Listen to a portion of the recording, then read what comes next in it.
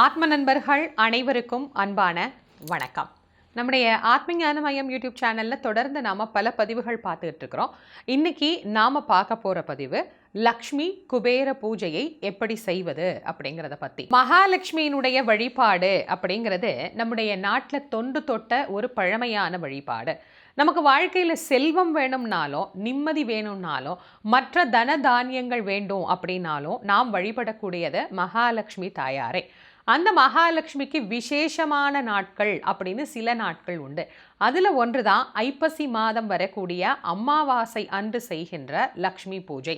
இந்த பூஜைக்கு ஏன் இவ்வளவு சிறப்பு, இந்த பூஜையை செய்கிறதுனால என்ன பலன்கள் அப்படின்னு அடியன் சென்ற ஆண்டே ஒரு தொகுப்பாக கொடுத்துருந்தேன். ஆனால் இந்த ஆண்டு நிறைய பேர் அந்த பூஜையை எப்படி செய்கிறது அப்படிங்கிறத நீங்கள் செஞ்சு காட்டிட்டீங்கன்னா சுலபமாக நாங்கள் செய்கிறதுக்கு வசதியாக இருக்கும். ஏன்னா இதில் நிறைய செலவு பண்ணியோ அல்லது நிறைய பொருட்களை வாங்கியோ வச்சு செய்கிறது அப்படிங்கிறது எங்களால் இயலாது. ஆகவே எளிமையாக செய்ய முடியுமா, இந்த மாதிரி நிறைய பேர் கேட்டிருந்தீங்க. அதனால தான் இன்னைக்கு எளிமையான முறையில் நம்ம வீட்டில் வச்சிருக்கிற பொருட்களை கொண்டே நாம் எப்படி இந்த வழிபாட்டை செய்யலாம் அப்படிங்கிறத உங்களுக்கு செஞ்சு காட்ட போகிறேன். இந்த பூஜைக்கு லக்ஷ்மி பூஜை அப்படின்னு சொல்லலாம், லக்ஷ்மி குபேர பூஜை அப்படின்னு சொல்லலாம். என்ன காரணம்? குபேரன் நம்ம எல்லாருக்கும் தெரிந்தவர், அதுவும் இப்போ ரொம்ப ரொம்ப தெரிந்தவராக இருக்கிறார். இந்த குபேரன் அஷ்ட திக்கு பாலகர்களில் ஒருவர். வடக்கு திசைக்கு அதிபதியாக விளங்கக்கூடிய இந்த குபேரன் சிவபெருமானுடைய நெருங்கிய நண்பர். தான் இழந்த செல்வங்களை மீண்டும் பெறணும் அப்படின்னு குபேரன் நினைத்த போது தன்னுடைய நண்பராகிய சிவபெருமான் கிட்ட போய் நிற்கிறார். சுவாமி, நான் இழந்த செல்வத்தை மீண்டும் பெறணும், எனக்கு என்ன வழி அப்படின்னு கேட்கிறார். அப்போ சிவபெருமான் சொல்கிறார், செல்வத்துக்கு அதிபதினாலே மகாலட்சுமி தானப்பா, அதனால அந்த மகாலட்சுமியை நீ வழிபாடு பண்ணின அப்படின்னு சொன்னா இழந்த நிதிகள் அனைத்தும் உனக்கு கிடைக்கும் அப்படின்னு. அவர் சங்கநிதி பதுமநிதி உட்பட பல நிதிகளுக்கு அதிபதியாக விளங்கியவர்.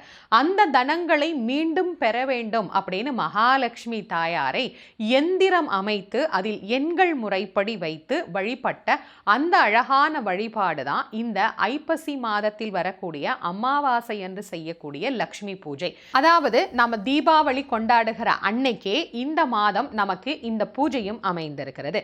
குபேரனுக்கு நலம் செய்த மகாலட்சுமியை இந்த நாளில் நாம் வணங்கினா மகாலட்சுமியினுடைய அருளும் கிடைக்கும், குபேரனுடைய அருளும் நமக்கு ஒரு சேர கிடைக்கும். அதனால தான் இந்த பூஜையை சிறப்பாக நாம் நம்முடைய வீட்டில் இருந்தபடியே எளிமையான முறையிலையும் மிக சிறப்பாகவும் செய்து நிறைவு செய்யலாம். சரி, இந்த பூஜை செய்யறதுக்கு என்னென்ன பொருட்கள் எல்லாம் தேவை அப்படின்னு பார்த்தீங்கன்னா, நம்ம வீட்டிலையே நாம் வைத்து வழிபடக்கூடிய மகாலட்சுமியினுடைய திருவுருவப் படம். எல்லா வீட்லேயும் மகாலட்சுமி படம் இருக்கும். மகாலட்சுமி படம் இல்லாத வீடே இருக்காது. அது அஷ்டலட்சுமியாக வைக்கலாமான்னு கேட்டிங்கன்னா, இன்னைக்கு நான் பூஜையில் வச்சிருக்கிறதும் பார்த்தீங்கன்னா அஷ்டலட்சுமி படம் தான்.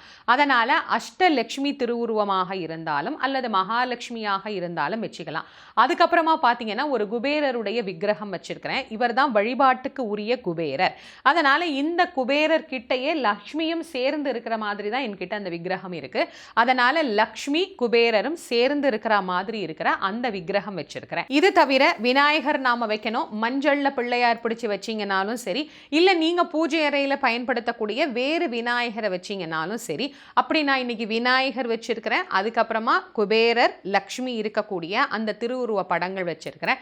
2 குத்து விளக்கு இல்லைங்க, குபேர விளக்கு எங்ககிட்ட இருக்கேன், நாங்கள் அதை ஏற்றிக்கலாமா அப்படின்னா ஏற்றிக்கலாம். அதெல்லாம் இல்லைங்க, மண் விளக்கு தாங்க நாங்கள் வச்சிருக்கிறோம், அகல் விளக்கு ஏற்றலாமா, தாராளமாக ஏற்றலாம். அதனால 2 விளக்கு நமக்கு தேவை. அதுக்கப்புறமா இந்த எந்திரம் அமைக்கும் முறை. இந்த எந்திரம் இப்போ எந்திரமாகவே விற்கிறது. அப்படி வாங்கி வச்சுக்கிட்டு நீங்கள் செய்கிறதுனாலும் செய்யலாம், இல்லைன்னா வீட்டிலையே நம்ம எளிமையாக போடலாம். ரொம்ப ரொம்ப எளிமையாக கோலம் போடுற மாதிரி தான். ஏன்னா நம்ம அரிசி மாவில் கோலம் போடுவோம், இது குங்குமம் கரைச்சி அந்த குங்குமத்தில் நாம் இந்த கோலம் போடணும். கோலம் போட்டுட்டு இந்த எண்ணிக்கை பாருங்கள், நான் உங்களுக்கு படமும் கொடுக்குறேன், டிஸ்கிரிப்ஷன் பாக்ஸ்லையும் கொடுக்குறேன். இந்த எண்ணிக்கை தான் போடணும். 27, 20, 25, 22, 24, 26, 23, 28, 21. இந்த குபேர எந்திரம்னு நம்ம சொல்கிறோம் இல்லையா, இதுதான் இதனுடைய எண்ணிக்கை. போட்டுட்டு 4 பக்கமும் அதுவும் ஸ்ரீ அப்படிங்கிற அந்த மகாலட்சுமிக்கு உரிய, அந்த ஸ்ரீனாலே மகாலட்சுமி தானே, அதனால் அந்த மகாலட்சுமிக்கு உரிய ஸ்ரீ அப்படிங்கிற நாமத்தையும் எழுதிட்டு இதை நான் ஒரு ஓரமாக போட்டுக்கிறேன். நீங்கள் அதை போடுறத பார்த்தீங்கன்னாலே தெரியும். ஏன்னா அதில் நாணயங்கள் வைக்கணும், 9 நாணயங்கள். இந்த 9 நாணயங்கள் வைக்கிறதுக்கும் அந்த எழுத்தை மறைக்கிற மாதிரி அது இருக்கக்கூடாது. அதனால் நான் ஒரு மணப்பலகை எடுத்திருக்கிறேன். பெரும்பகுதி தரையில் போடுறத தவிர்த்துட்டு இந்த மாதிரி மணப்பலகை இருக்குது அப்படின்னா அந்த மணப்பலகை நீங்கள் பயன்படுத்திக்கலாம். இந்த கோலம் போடுறதும் சரி, இல்லைனா இந்த வழிபாடை நாம் செய்கிறதும் சரி, எந்த திசை நோக்கி செய்யணும் அப்படிங்கிற ஒரு கேள்வி, ஒரு குழப்பம் நிறைய பேருக்கு இருந்துக்கிட்டே இருக்கு. பொதுவாக குபேரனுடைய திசைங்கிறது வடக்கு திசை தான். அதனால் அந்த வடக்கு திசையை குபேரன் பார்த்த வண்ணமாக இருக்கணும். இப்போ நான் உங்களுக்கு வச்சிருக்கிறது இதுதான். அப்போ தெற்க சாய்க்கணும், வடக்க அவர் பார்த்த மாதிரி இருக்கணும். இதுதான் திசை. இந்த திசையை நாம் கணக்கு வச்சுக்கணும். நாம் கிழக்கு அல்லது மேற்கு எந்த பக்கம் உங்களுக்கு உட்கார்ந்து பூஜை பண்ண முடியுமோ அந்த திசையில் நாம் உட்கார்ந்துக்கலாம். இப்போ இதை எல்லாத்தையுமே இந்த முறைப்படி நாம் அமைச்சாச்சு. நைவேத்தியத்துக்கு என்னங்க பண்ணுறது அப்படின்னா, வாழைப்பழம், வெத்தலை பாக்கு, இது ரொம்ப முக்கியம். அவ்வளோதான். எந்த பூஜையாக இருந்தாலும் சரி. இன்றைக்கி எனக்கு கொஞ்சம் பழங்கள் இருந்தது, அதனால் நான் வாழைப்பழம், வெத்தலை பாக்கு, ஒரு எலுமிச்சம் பழம் வச்சுருக்கிறேன். அதுக்கப்புறம் ஆப்பிள் இருந்தது, ஆப்பிள் வச்சுருக்கிறேன். இது தவிர குபேரனுக்கும் மகாலட்சுமிக்கும் சேர்த்து நாம் செய்யக்கூடிய ஏதாவது நிவேதன பொருள் அப்படின்னு இருக்கும்ல, இனிப்பு சம்பந்தப்பட்ட எந்த பொருள் வேணாலும் நாம் செஞ்சுக்கலாம். பால் பாயாசம் வைக்கலாம், சக்கரை பொங்கல் செய்யலாம், கல்கண்டு சாதம் செய்யலாம். சரிங்க, இதெல்லாம் எங்களுக்கு செய்கிறதுக்கு வெளியில் போய் சாமான் வாங்கிறதுக்கோ இதெல்லாம் செய்கிறதுக்கு நேரம் இல்லை, தீபாவளி பண்டிகையாக வேற இருக்குது, காலையிலே நிறைய பக்ஷணம்லாம் நாங்கள் செய்யணும், அல்லது கேதார கௌரி நோன்பு இருக்குது, இதெல்லாம் செஞ்சாலும் நாங்கள் சாப்பிட முடியாது, எளிமையாக வேற என்ன செய்யலாம் அப்படின்னு கேட்டிங்கன்னா, சிகப்பு அவல், அந்த சிகப்பு அவலில் சக்கரை போட்டு, அதுக்கப்புறமா தேங்காய் துருவி போட்டு, ஏலக்காய் கொஞ்சம் போட்டு, நல்ல வாசனையாக அவலில் நாம் செய்து வைத்திருக்கக்கூடிய நைவேதனம். ரொம்ப எளிமையானது, ஆனால் குபேரனுக்கும் விசேஷமானது, மகாலட்சுமிக்கும் ரொம்ப பிடித்தமானது. அதனால் இந்த அவல்லையே நீங்கள் இந்த பிரசாதம் செஞ்சுக்கலாம். இப்போ பிரசாதமும் தயார் பண்ணியாச்சு. இது தவிர அர்ச்சனைக்கு நமக்கு சில பொருட்கள் வேணும்ல, என்ன வேணும்னு பார்த்துடலாம். அர்ச்சனைக்கு பார்த்தீங்கன்னா நான் மலர்கள் வச்சுருக்கேன். மகாலட்சுமிங்கிறதுனால கண்டிப்பாக துளசி இருக்கிறது ரொம்ப விசேஷம், அதனால் துளசி வச்சுருக்கிறேன். இந்த பூஜைக்கு ரொம்ப விசேஷமானது தாமரை மலர்கள். நிறைய தாமரைப்பூ நமக்கு கிடைக்காது, இன்னொன்று ரொம்ப விலையும் அதிகமாக இருக்கும். அதனால் ஒரு தாமரைப்பூ வாங்கிக்கிட்டிங்கன்னா போதும், நமக்கு தாமரை இதழ்களாக நாம் அதை எடுத்து வச்சுக்கலாம். அதுக்கப்புறம் குங்குமம், அர்ச்சனை செய்வதற்காக நாணயங்கள், ஏன்னா குபேரனுடைய பூஜை இல்லையா, அதனால் அர்ச்சிப்பதற்காக நாணயங்கள். இது 2 ரூபாய் நாணயம் இன்றைக்கி நான் எடுத்து வச்சுருக்கிறேன். இந்த 2 ரூபாய் நாணயங்கள் ஒரே மாதிரியான நாணயங்கள் இருக்கணும். நீங்கள் 9 எண்ணிக்கையால் அர்ச்சனை பண்ணாலும் 108 எண்ணிக்கையால் அர்ச்சனை பண்ணாலும் அது உங்களுடைய சௌகரியம். ஆனால் ஒரே மாதிரி காசு இருக்கணும். ஏன்னா நிறைய பேர் சொல்கிறீங்க 108 ஒரே மாதிரி எங்களுக்கு கிடைக்க மாட்டேங்குதுங்க அப்படின்றீங்க. அதனால தான் நான் 9 எண்ணிக்கை உங்களுக்கு சொல்லியிருக்கிறேன். எளிமையாக இந்த 9 ஒரே மாதிரி சுலபமாக கிடைக்கும். அது 1 ரூபாயோ 2 ரூபாயோ 5 ரூபாயோ 10 ரூபாயோ அது உங்களுடைய சௌகரியம், அது பிரச்சனை இல்லை. இவ்வளவு தாங்க இந்த பூஜைக்கு நமக்கு தேவையான பொருட்கள். ரொம்ப எளிமையா நம்ம கிட்ட இருக்கிற பொருட்களை வச்சு நம்ம வீட்டில் மகாலட்சுமியையும் குபேரனையும் எப்படி வழிபடுறது அப்படிங்கிறத பார்க்கலாம். இப்போ இந்த பூஜையை யாரெல்லாம் செய்யலாம் அப்படின்னு ஒரு கேள்வி இருக்கு. பெண்கள் செய்யணுமா, ஆண்கள் செய்யணுமா அப்படின்னு. எல்லாருமே செய்யலாங்க. ஆண்களும் செய்யலாம், பெண்களும் செய்யலாம். தம்பதி சமேதராக அமர்ந்து செய்வது இன்னும் விசேஷம். கணவனும் மனைவியும் சேர்ந்து அமர்ந்து இந்த பூஜையை செய்யலாம். குழந்தைங்களையும் பக்கத்தில் வச்சுக்கோங்க. ஏன்னா இந்த மாதிரி நல்ல விஷயங்கள் செய்யும்போது அவங்களையும் உட்கார வச்சு இப்படியெல்லாம் செய்யணும்னு கற்றுக் கொடுத்தாதான் நாளைக்கு குழந்தைங்களும் அதை செய்வாங்க. அதனால் குடும்பத்தோடு அமர்ந்து இந்த பூஜை செய்யலாம். நிறைய பேர் எந்த விரதத்தை பற்றி சொன்னாலும் எந்த பூஜை பற்றி சொன்னாலும் நிறைய பெண்களுக்கு ஒரு கேள்வி, கணவன் இல்லாத பெண்கள் இந்த மாதிரி பூஜைகள்லாம் செய்யலாமா அப்படின்னு. பூஜைக்கும் அதற்கும் என்னங்க சம்பந்தம் இருக்குது? தாராளமாக செய்யலாம். கணவர் இருக்கிறவங்க தான் செய்யணும், இல்லாதவங்க செய்யக்கூடாது அப்படிங்கிற நிர்பந்தங்கள் எல்லாம் எதுவுமே கிடையாது. அதனால் மகாலட்சுமியின் அருள் யாருக்கெல்லாம் வேணும்னு நினைக்கிறோமோ எல்லாருமே செஞ்சுக்கலாம். இந்த பூஜையை யார் செய்யலாம் அப்படிங்கிறதெல்லாம் பார்த்தோம். ஆனால் சில பேருக்கு யார் செய்யக்கூடாது அப்படிங்கிற ஒரு கேள்வி வரும் இல்லையா? இந்த மாதவிடாய் காலத்தில் இருக்கிற பெண்கள் இந்த பூஜையை செய்யக்கூடாது. அதுக்கப்புறமா பிறப்பு இறப்பு தீட்டு உள்ள வீடுகளில் இதை செய்யக்கூடாது. அவங்களுக்குன்னு ஒரு குல வழக்கம் இருக்கும். 16 நாள் 30 நாள் அப்படின்னு எப்போ தீட்டு கழிக்கிறோமோ அதற்கு பிறகு நாம் இந்த பூஜையை செய்யலாம். சரிங்க, இப்போ இந்த 14ஆம் தேதிக்குள்ளே எங்களால் அதெல்லாம் செய்ய முடியாதே, அந்த தீட்டு அப்படியே எங்களுக்கு தொடர்ந்துட்டு தானே இருக்குது, இல்லை எங்களுக்கு அது மாதவிடாய் காலம், நாங்கள் என்ன பண்ணுறது அப்படின்னா அடுத்த வாரம் வரக்கூடிய வியாழன் அல்லது வெள்ளி செய்யலாம், இல்லைன்னா பௌர்ணமி செய்யலாம். இந்த பூஜையை வருடத்துக்கு ஒரு நாள் தான் செய்யணுமா அப்படின்னா கிடையாது. வாரந்தோறும் வெள்ளிக்கிழமை வியாழக்கிழமை ரெண்டுமே விசேஷமான நாள் தான் மகாலட்சுமியும் குபேரனையும் கும்பிட்றதுக்கு. அதனால அந்த நாட்களில் நாம் செய்யலாம். அதுக்கப்புறமா பார்த்தீங்கன்னா பௌர்ணமி ரொம்ப ரொம்ப விசேஷமானது. பௌர்ணமியில் நாம் செய்யலாம். 9 வாரங்கள் அல்லது 9 மாதங்கள் அப்படின்னு நீங்கள் கணக்கெடுத்துக்கலாம். மிக எளிமையாக நம்ம வீட்டிலையே நம்ம செய்தோம் அப்படின்னா நிச்சயமாக மகாலட்சுமி நம்முடைய வீட்டில் தங்குவாள். இந்த மாதிரி பூஜை பண்ணோம்னா காசு வருமா அப்படின்னு நிறைய பேருக்கு ஒரு கேள்வி இருக்கு. இந்த பூஜை மட்டும் பண்ணிட்டா போதுமா, காசு நம்ம வீட்டில் கொட்ட ஆரம்பிச்சிருமா? இன்னைக்கு குழந்தைங்க எல்லாம் கூட இந்த கேள்வியை நம்ம கிட்ட கேட்பாங்க. அப்போ அவங்களுக்கு என்ன சொல்லுவோம்? இப்படிதான் பண்ணணும்னு சொல்லியிருக்கிறாங்க, அதனால பண்ணுவோம் அப்படின்னு நாம சொல்லுவோம். ஆனால் அதையும் தாண்டி இந்த பூஜை மன அளவிலேயும் உடல் அளவிலேயும் நம்முடைய வாழ்க்கை அளவிலேயும் நிறைய மாற்றங்களை நமக்கு ஏற்படுத்தும். மகாலட்சுமி ஆரோக்கியத்தை தரக்கூடியவள். அதனால உடம்பு ஆரோக்கியமா இருக்கும். ஒரு தொழில் செய்தாலும் வேலை செய்தாலும் நமக்கு உடம்பும் மனமும் ஆரோக்கியமாக இருக்கணும். அந்த ஆரோக்கியத்தை தரக்கூடிய மகாலட்சுமியை வணங்குறோம். அதோட ரொம்ப முக்கியமானது மகாலட்சுமி நல்ல குணநலன்களையும் நமக்கு அருள்வாள். பொதுவாக நீங்கள் பார்த்தீங்க அப்படின்னா பணம் சேரலை, பணம் எங்ககிட்ட தங்க மாட்டேங்குது, செல்வமே நிலைக்க மாட்டேங்குது, நாங்கள் கஷ்டப்படுறோம், உழைக்கிறோம், எல்லாம் செய்கிறோம், ஆனால் பணம் சேரலையே அப்படின்னா அங்கே ஏதோ ஒரு சின்ன தவறான ஒரு விஷயம் இருக்குது அப்படின்னு யோசிக்க தோணுதில்லை. அது என்னவா இருக்கும்னு நினைக்கிறீங்க? கடுமையான உழைப்பு, சோம்பேறித்தனமற்ற தன்மை, வாழ்க்கையில் முன்னேறணுங்கிற ஆசை எல்லாமே இருந்தாலும் ஒன்றே ஒன்று இருக்கக்கூடாது. என்ன தெரியுமா? பொறாமை அப்படிங்கிற ஒன்று. இன்னொருத்தர் சம்பாரிச்சிட்டாரே, அண்ணன் நல்லா இருக்கிறாரே, தம்பி நல்லா இருக்கிறானே, அக்கா நல்லா இருக்கிறாளே, தங்கச்சி நல்லா இருக்கிறாளே, நம்ம மட்டும் இப்படி இருக்கிறோமே, இந்த மாதிரி எண்ணம் இருக்கின்றவர்களிடத்தில் மகாலட்சுமி நிச்சயமாக தங்க மாட்டாள். அதனால தான் இந்த பூஜை செய்கிற போது மகாலட்சுமி கிட்ட நம்ம என்ன பிரார்த்தனை பண்ணிக்கணும் அப்படின்னா, மகாலட்சுமி என்னுடைய மனதிலே இருக்கக்கூடிய இந்த மாதிரி குரோத எண்ணங்கள், பகைமை எண்ணங்களை நீ தயவு பண்ணி நீக்கிரு.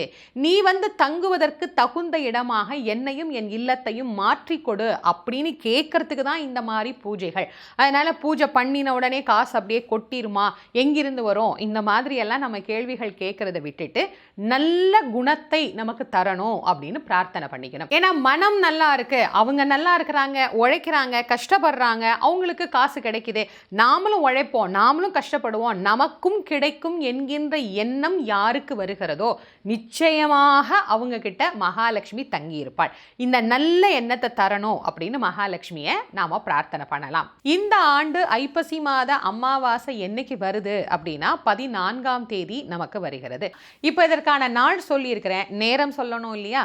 14ஆம் தேதி மாலை 5 மணிக்கு மேலே இது எல்லாத்தையும் செய்ய ஆரம்பிங்க. 1 மணி நேரம் ஆகும் எப்படியும் இது எல்லாமே நீங்கள் தயார் பண்ணுறதுக்கு. 6 மணிக்கு மேலே இந்த பூஜையை நீங்கள் செய்ய ஆரம்பிக்கலாம். ஏன்னா மகாலட்சுமிக்கு விசேஷமான நேரம். அமாவாசை நமக்கு 14ஆம் தேதி ஆரம்பிக்கிறதே மதியம் 2 மணிக்கு மேலே தான். அதனால் அமாவாசையும் நமக்கு இருக்கும். அழகான மாலை பொழுது, மகாலட்சுமிக்கு விசேஷமான நாள், குபேரன் வழிபட்ட நேரம். சரி, இப்போ வெளிநாட்டில் இருக்கிற நிறைய பேருக்கு ஒரு கேள்வி, நாங்கள் எந்த நேரத்தைங்க கணக்கு பண்ணி செய்கிறது அப்படின்னு. எந்த நாட்டில் நீங்கள் இருந்தாலும் உங்கள் நாட்டிற்கு அப்படின்னு ஒரு பஞ்சாங்கம் இருக்குது. நான் இதை பல பதிவுகளில் தொடர்ந்து சொல்கிறேன். உங்கள் நாட்டில் இருக்கிற ஆலயத்திலேயே நீங்கள் அங்கே இருக்கிற அர்ச்சகர்கள்கிட்ட கேட்டிங்கன்னா அமாவாசை எப்போ பிறக்குதுன்னு சொல்லுவாங்க. அந்த நேரத்தை கணக்கு பண்ணிக்கோங்க. உங்களுக்கு எந்த தேதி பிறக்கிறதோ அன்றைய தினத்தின் மாலை பொழுதில் 6 மணிக்கு, உங்கள் நாட்டு நேரம் 6 மணிக்கு நீங்கள் வந்து இந்த பூஜையை செய்யலாம்.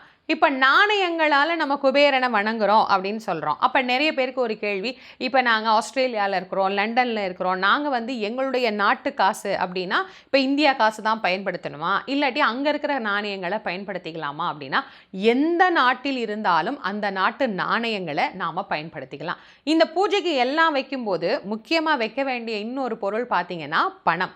நாம் வைத்து புழங்கக்கூடிய பணப்பையா இருக்கட்டும், பணப்பெட்டியாக இருக்கட்டும், அது எல்லாத்தையுமே வைக்க முடிகிறதா இருந்ததுன்னா அதெல்லாம் நாம் பூஜை அறையில் வச்சுக்கலாம். அப்படி இல்லைன்னா நாணயங்கள் நிறைத்து வைத்து நாம் வழிபாடு செய்யலாம். ஏன்னா குபேரனுக்கு ததும்ப இருக்கக்கூடிய அந்த நிதி அப்படிங்கிறது ரொம்ப பிடிக்கும். அதனால் நீங்கள் குபேரனுக்கு பக்கத்தில் பார்த்தீங்கன்னா சங்க நிதி, பதும நிதி எல்லாம் வச்சு அது அப்படி வழிந்து இருப்பது போல் நமக்கு காட்டியிருப்பாங்க இல்லையா? அதுக்கு காரணம் குபேரனுக்கு அந்த மாதிரி செல்வம் செழித்து இருக்கிறது அப்படிங்கிறது ரொம்ப விருப்பமானது. அதனால தான் இன்றைக்கி நான் வந்து பார்த்தீங்கன்னா 2 பக்கம் 2 கூடை வச்சுருக்கிறேன். அதில் நாணயங்கள் வந்து நிறைய, அது எல்லா நாணயங்களும் கலந்து இருக்கும் அதில். அதுக்கப்புறம் பையில் சேகரித்து வைத்திருக்கக்கூடிய நாணயங்கள், இந்த மாதிரி நாணயங்கள் உங்கள் நாட்டு காசு நீங்கள் என்ன வச்சுருக்கிறீங்களோ அதை வச்சுக்கலாம். இது எல்லா நாட்டவருக்கும் பொதுவானது. இந்திய நாணயங்கள் தான் வைக்கணும் அப்படிங்கிற அவசியம் கிடையாது. எந்த நாணயங்கள் நீங்கள் வச்சுருந்தீங்கனாலும் அந்த நாணயங்களை நீங்கள் இந்த மாதிரி ஒரு குவியலாக அவருக்கு நம்ம முன்னாடி வச்சுக்கலாம். இப்போ அர்ச்சனை செய்வதற்கு, வழிபாடு பண்ணுறதுக்கு எல்லாமே நாம் தயார் பண்ணிட்டோம். பூஜையை ஆரம்பிக்கும் போது திருவிளக்கு ஏற்றி வழிபாடு பண்ணிட்டு துவங்குவோம். இப்போ பூஜையை ஆரம்பிக்கிறதுக்கு முதல்ல என்ன செய்யணும்? விநாயகரை வழிபாடு பண்ணணும். எந்த பூஜையாக இருந்தாலும் சரி, விநாயக பெருமானை முதல்ல நாம் பிரார்த்தனை பண்ணலாம். நீங்கள் மஞ்சளில் பிள்ளையார் பிடிச்சி வச்சுருந்தாலும், இல்லை உங்களோட வழிபடு பிள்ளையார் இருந்தாலும் அந்த பிள்ளையாரை நீங்கள் வச்சு பூஜை செய்யலாம். 5 கரத்தனை, ஆனை முகத்தனை, இந்தின் இளம்பிறை போலும் எயிற்றனை, நந்தி மகந்தனை, ஞான கொழுந்தினை, புந்தியில் வைத்து அடி போற்றுகின்றேனே. விநாயக பெருமானே, நாங்கள் செய்யக்கூடிய இந்த பூஜையில் ஏற்படுகின்ற எல்லா விதமான இன்னல்களையும் நீக்கி, எங்கள் வாழ்க்கையில் இருக்கிற துன்பங்களை நீக்கி, மகாலட்சுமியின் அருள் பரிபூர்ணமாக கிடைக்கிறதுக்கு அருள் புரியணும் அப்படின்னு விநாயக பெருமான உள்ளன்போடு பிரார்த்தனை பண்ணிக்குவோம். அடுத்து நம்முடைய குல தெய்வத்தை பிரார்த்தனை பண்ணிக்குவோம். உங்களுக்கு எது குலதெய்வமோ அந்த குலதெய்வத்தை உள்ளன்போடு பிரார்த்தனை பண்ணிட்டு, அந்த குலதெய்வத்துக்காக ஒரு மலரை நாம் இங்கே வழிபடக்கூடிய இந்த தெய்வத்தினுடைய திருவடியிலேயே சமர்ப்பணம் பண்ணலாம். அதுக்கப்புறமா நாம் மகாலட்சுமிக்கு நான் இன்னைக்கு மல்லிப்பூ, நல்ல வாசனையான பூ எது கிடைக்குதோ அது வந்து நீங்கள் மகாலட்சுமிக்கு பயன்படுத்தலாம். மல்லிகை பூ கிடைச்சிது, அதனால இன்னைக்கு வந்து நான் மல்லிப்பூ வந்து வச்சிருக்கிறேன். அது தவிர துளசி அவருக்கு ரொம்ப ரொம்ப விசேஷமானது, அதனால அந்த துளசியும் வந்து நாம் அவருக்கு வச்சிருவோம். அதுக்கப்புறமா பார்த்தீங்கன்னா நம்ம இந்த கட்டங்கள் வச்சுருக்கிறோம் இல்லையா, இதுலேயுமே வந்து நாம் பூக்கள் வைக்கணும். ஆனால் எதுவுமே இந்த எண்களை வந்து மறைக்கக்கூடாது. இன்றைக்கி நாம் வழிபடக்கூடியவர் குபேரன், அதனால் குபேரனுக்கு ஒரு மலர் வச்சுட்டு, இந்த கட்டங்களுக்கெல்லாம் ஒவ்வொரு மலர் வச்சுட்டு அதுக்கப்புறமா நாம் அர்ச்சனை எப்படி பண்ணுறதுங்கிறத பார்ப்போம். இன்றைக்கி நாம் வழிபட போகின்ற மகாலட்சுமிக்கு உரிய நாமங்கள், உங்களுக்கு என்ன நாமம் தெரியுதோ அந்த நாமத்தை சொல்லி வழிபாடு பண்ணலாம். கனகதாரா ஸ்தோத்திரம் தெரியுதா? கனகதாரா ஸ்தோத்திரம் பாராயணம் செய்து நாம் வழிபாடு பண்ணலாம். மகாலட்சுமி துதிகள் அப்படின்னு நமக்கு ஏதாவது தெரியுதா? அதையும் நாம் பாராயணம் பண்ணலாம். இல்லை போற்றி எங்களுக்கு தெரியும் அப்படின்னா அதையும் நாம் வந்து பாராயணம் பண்ணி குங்குமத்தால் நாம் அர்ச்சனை செய்து வழிபாடு பண்ணலாம். அதனால் நீங்கள் இந்த அர்ச்சனைக்கு வச்சுருக்கக்கூடிய அந்த குங்குமம் எடுத்துக்கோங்க. ஒரு வெத்தலை, அப்படி இல்லைன்னா ஒரு தாமரை இலை நல்லா பெருசாக இருந்துச்சுன்னா நீங்கள் அதிலே அர்ச்சனை பண்ணலாம். இல்லைன்னா ஒரு வெற்றிலையை வச்சுட்டு நீங்கள் குங்கும அர்ச்சனை செய்யலாம். குங்கும அர்ச்சனை செய்து மகாலட்சுமியை முதல்ல வழிபாடு பண்ணணும். அதுக்கப்புறமா தான் நாம் குபேரரை வழிபாடு பண்ணணும். ஓம் அன்பு லக்ஷ்மி போற்றி, ஓம் அன்னலக்ஷ்மி போற்றி, ஓம் அமிர்தலக்ஷ்மி போற்றி, ஓம் அம்சலக்ஷ்மி போற்றி, ஓம் அருள் லக்ஷ்மி போற்றி, ஓம் அஷ்டலக்ஷ்மி போற்றி, ஓம் அழகலக்ஷ்மி போற்றி, ஓம் ஆனந்தலக்ஷ்மி போற்றி, ஓம் ஆகமலக்ஷ்மி போற்றி, ஓம் ஆதிலக்ஷ்மி போற்றி. இப்படி தொடர்ந்து வரக்கூடிய 108 மகாலட்சுமியினுடைய போற்றிகளையும் வந்து நீங்கள் சொல்லி குங்குமத்தால் வந்து நாம் அர்ச்சனை பண்ணிக்கலாம். இந்த குங்குமத்தை நாம் வீட்டில் வச்சுக்கிறதுக்கு பயன்படுத்திக்கலாம். இப்போ இந்த மகாலட்சுமி மந்திரம் எங்களுக்கு தெரியலன்னா கீழே டிஸ்கிரிப்ஷன் பாக்ஸில் நான் உங்களுக்கு கொடுத்துருக்கேன், அதை நீங்கள் போய் பார்க்கலாம். அடுத்து நாம் செய்யக்கூடியது குபேரனுக்கு உரிய பூஜை. குபேரனுக்கு உரிய மந்திரம் நிறைய மந்திரங்கள் இருந்தாலும் ரொம்ப எளிமையான மந்திரம் ஓம் குபேராய நமக, ஓம் தனபதியே நமக அப்படிங்கிற மந்திரம். அந்த மந்திரங்களை சொல்லி எப்படி அர்ச்சனை பண்ணணும் அப்படிங்கிறதையும் நான் சொல்றேன். ஒரு தாமரை இதழ் ஒன்று எடுத்துக்கோங்க. அதற்கப்புறமா நாணயம், என்ன நாணயம் வச்சிருக்கிறீங்களோ அந்த நாணயம் ஒன்று இதில் வச்சுக்கணும்.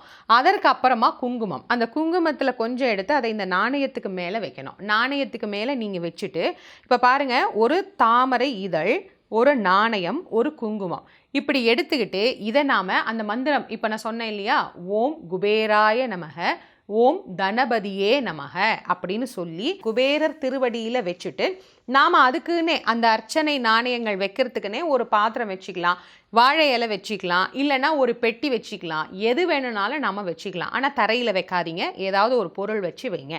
வச்சுட்டு அதில் அடுக்கிக்கிட்டே நாம் வரலாம். இப்போ நான் 9 நாணயங்கள் தான் வச்சு இப்போ நான் செஞ்சு காட்டுறேன். அந்த 9 நாணயங்களையும் நீங்கள் செய்யலாம். இல்லை 108 இதழ்கள் இருக்குது அப்படின்னா 108 ஒரே மாதிரி நாணயங்கள் இருக்குன்னா 108மே நாம் செய்யலாம்.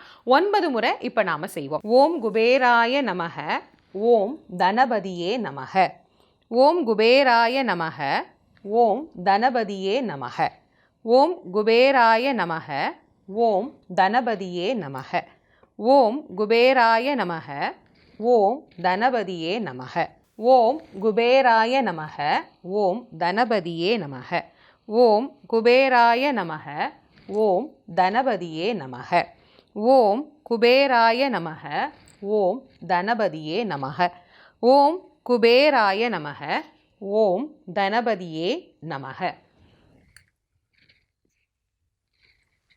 இப்படி 9 நாணயங்களையும் இந்த நாமத்தை சொல்லி அர்ச்சனை பண்ணணும்.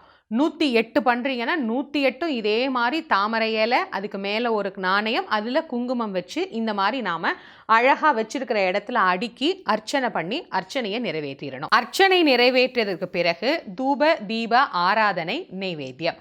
வழக்கமாக நாம் சுவாமிக்கு எப்படி பண்ணுவோமோ அதே மாதிரி நம்ம பண்ணலாம்.